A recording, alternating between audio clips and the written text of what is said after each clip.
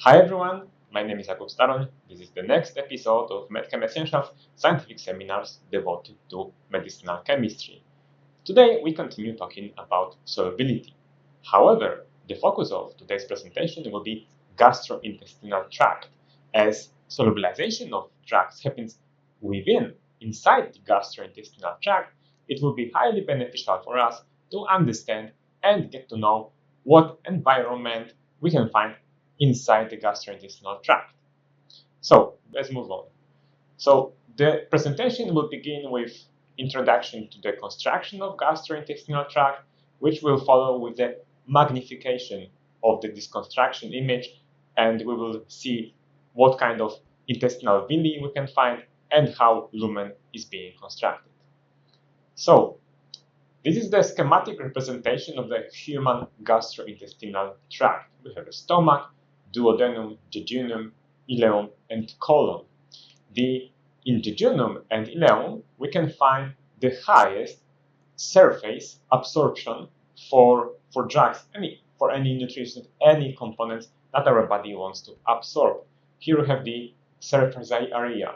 So jejunum and ileum combined, they have the highest absorption of almost 120 square meters. On an empty stomach, 200 milliliters of water have a transit half-life up to half an hour, but solids can reside there up to 3 hours, with largest particles held back the longest. Food is retained up to 13 hours, with these fatty foods and large particles being held the longest time.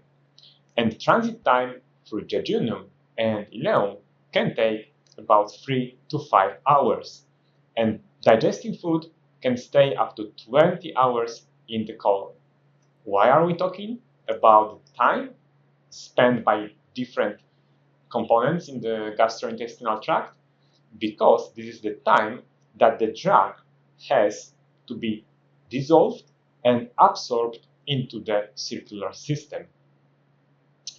Within gastrointestinal tract, we can observe a considerable pH gradient that is dependent on the state, which is fed or fasted. In fed state, in the stomach, we will find pH around 5.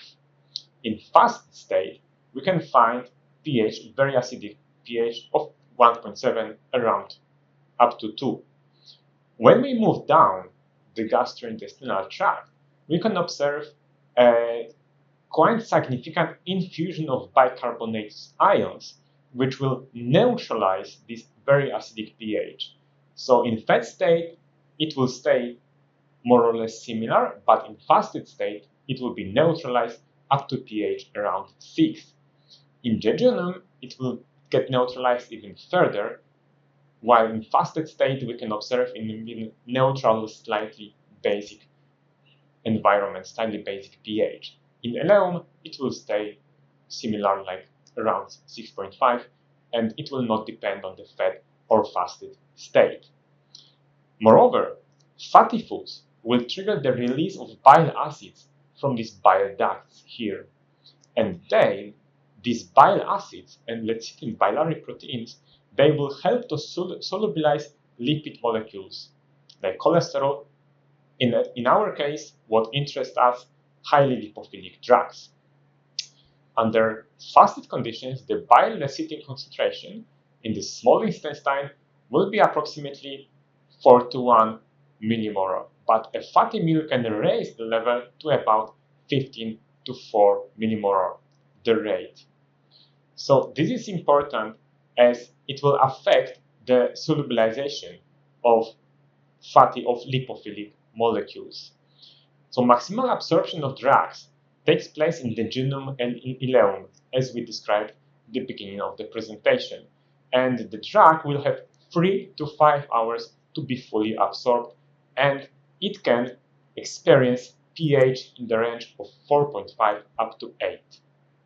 This means that weak acids ought to be better absorbed in jejunum and weak bases in ileum. In jejunum, we may have slightly acidic or neutral pH, which will mean that weak acid drugs that are weakly acidic, they will be neutral. They will have neutral form and will be permeable. Whereas in ileum, we have 6.5 up to 8 pH, which is slightly basic, and in that pH, the slightly basic drugs will be in the form of neutral molecules, unionized molecules, and only then they will have the highest permeability through the epithelial cells. Let's magnify this image a little bit, and we see that the surface of jejunum and ileum is folded by 4 up to 10-fold expansion of surface is afforded through this folding of these villi structures. You see on the scheme we have circular cardiovascular vessels, and we have crypt cells are hidden down there. If we magnify the image even more, we see that there are these microvilli, and the cells themselves have these microvilli on the surface, which affords again 10 to 30-fold increase of the surface. What's important to mention here that we have two sides of the membrane, apical and basolateral one. Apical one is kind of the outside, like inside of the gastrointestinal tract, but it's still outside of the body. Whereas the basolateral side is the inside, is the side of the capillary of the cardiovascular vessels.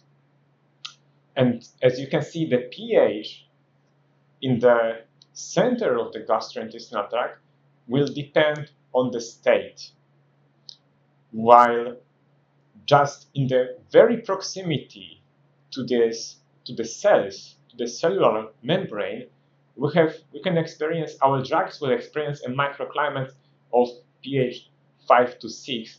This is not affected by this luminal pH. And there is a mucus layer, and the drug seems to travel through that up to the inside of the body. Here is the cardiovascular vessel, a capillary, where blood will be flowing. And while drugs are being absorbed, they are being moved out from this compartment, so creating so-called async conditions.